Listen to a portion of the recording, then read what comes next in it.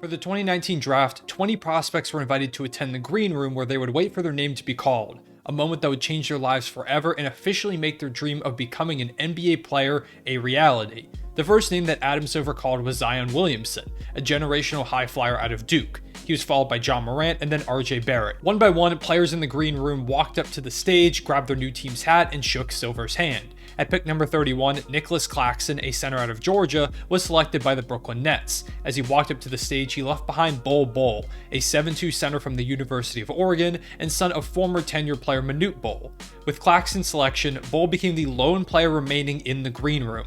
Picks continued to go by, and the camera kept showing Bol, who could only just sit there and wait. Eventually, at pick 44, Bol heard his name finally called, being selected by the Miami Heat and then traded to the Denver Nuggets. Bol was somewhat expected to fall due to a season-ending injury after just 9 games at Oregon, which in combination with his unique body type was somewhat concerning, but he wasn't supposed to fall this far. Throughout the draft, the commentary crew kept asking themselves in the audience, when will Bol Bol get picked? Fast forward a few years later, and Bol has been traded multiple times and labeled a bust by many.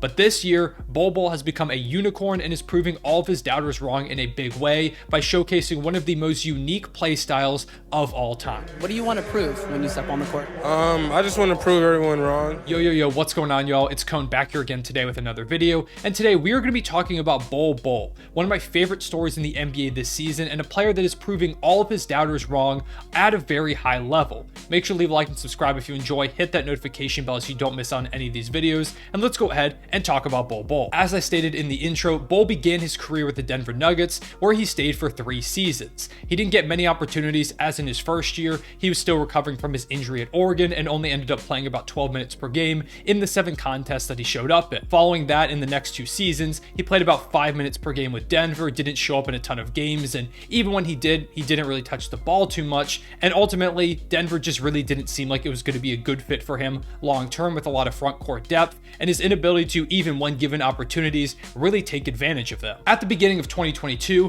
Bol was dealt to the Detroit Pistons, where it seemed like he would have a lot of opportunities to shine on a very young rebuilding team. However, Detroit found an issue with his physical, and therefore the trade was voided. Denver was determined to move on from Bol though, and they would end up trading him to the Boston Celtics, who then salary dumped him to the Orlando Magic, where he is now. However, Bol did not play a single minute for Orlando post-trade last season due to a foot surgery that he was still recovering from. So coming into this year, he was a complete mystery. Nobody knew what to expect from Bol Bol. He was coming off another injury that they felt like just continued to rack up. He was fitting into a weird scenario in Orlando where, sure, they were a rebuilding squad, but they kind of had their front court figured out with Paolo Banchero, Franz Wagner, and Wendell Carter Jr. Sure, he could play some backup minutes here and there, but even then, they've got some guys that felt like were going to be staples in this rotation. So I wasn't really sure what to expect from Bol, and it felt like once again, he might be at a dead end. However, right from the get-go, Orlando showed that they really believe in him. In the season opener against Detroit, Bol played 17 minutes, had 10 points, 6 rebounds, and a block. He was pretty solid. It looked like he made an impact in all of his minutes played, and it was easily one of the best games of his very early career. Then they continued to give him more and more opportunities, and as injuries arose,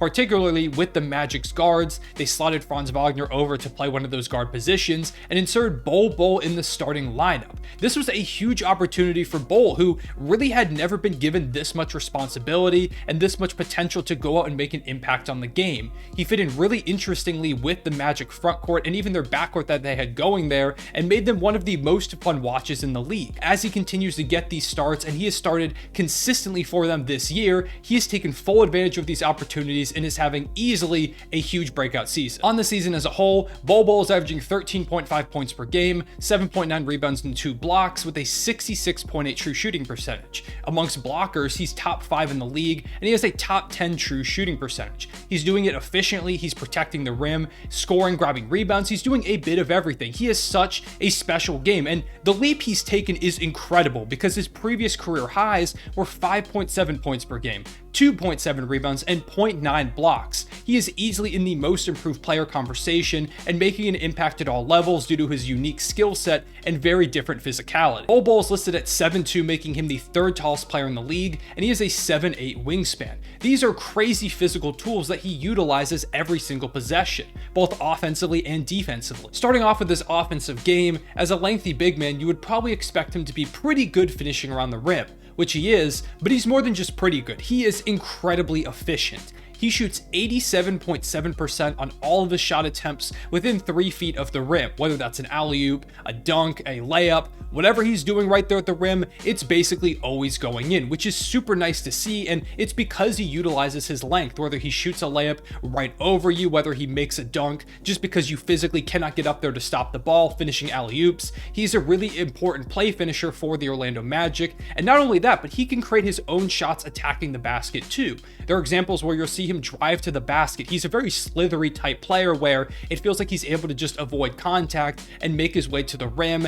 and also once he gets above the rim, you're not stopping a guy with that combination of height and wingspan. He can also stretch the floor at a high level, shooting 41.9% from 3 on just under 3 attempts a game from downtown. That is super important for them as a 7-footer, especially when you think about him in the context of the front court they already have. Franz Wagner is a shooter, but Wendell Carter and Paolo, at least not early on in Paolo's career, he hasn't been super prolific from downtown, but both of them prefer to operate within the arc, attacking the basket, going to the mid-range, whatever they want to do. So having a guy like Bol Bol that you can slot into that while Franz Wagner shifts over to the guard spot dealing with these injuries allows them to have another really important floor spacer as well as a play finisher. If they attack him, he can close out off the dribble. If they attack or double team one of those other guys, he can go from the perimeter, get a full head of steam, and go ahead and dunk the ball, because guys have to stay attached to him on the perimeter or he's going to make them pay. And even if they do stay attached to him on the perimeter, he can shoot right over you because he's 7'2". Defensively, he isn't great individually. He occasionally gets bodied by guys that are bigger than him, that are stronger than him, because like we talked about, he is only 220 pounds, but there is plenty of time for him to continue to bulk up in the NBA. And while he doesn't have great individual defense sometimes, his shot blocking instincts are amazing. Like we talked about, the 5th leading blocker in the NBA so far, and he uses his combination of wingspan and also his speed.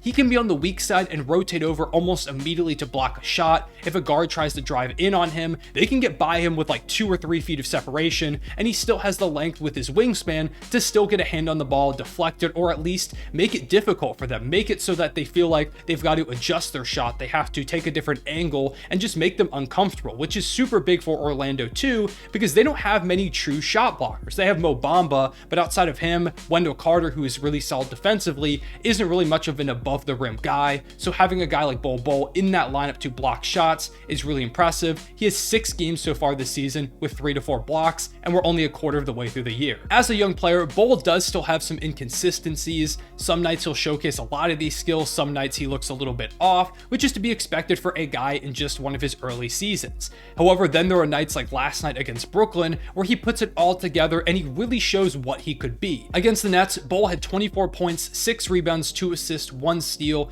and 2 blocks, shooting 10 of 15 from the field and 3 of 6 from 3.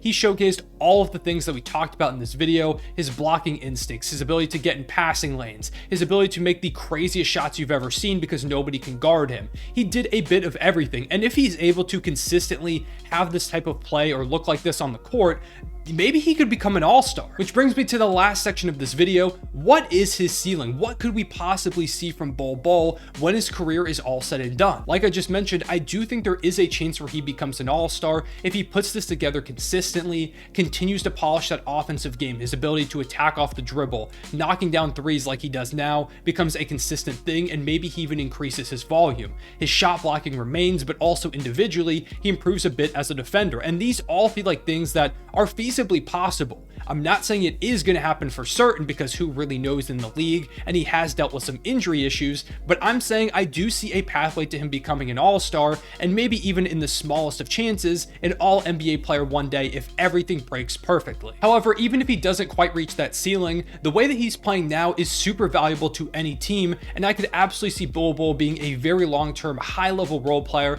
for basically anybody. Anybody's going to take a guy that can knock down threes at a 40% clip, get you 2 blocks a game, and just have incredible play finishing skills. Anybody is going to take that player. So even if he stays just as he is now, Bol Bol's in for a very long career in the NBA barring injuries, and I do think there's potential for him to become much more than a role player and continue to prove everybody that doubted him on that draft night very, very wrong. I appreciate y'all watching. Make sure to comment down below letting me know what you think Bol Bol's ceiling will be. Will he be an all-star, an all-NBA player? Maybe you even think Bol Bol will be MVP or defensive player of the year one day. Let me know all of that down below. Also, make sure to leave a like and subscribe if you enjoyed, and hit that notification bell so you don't miss out on any of these videos. Appreciate y'all watching. I'll see y'all later. Real one, say it back.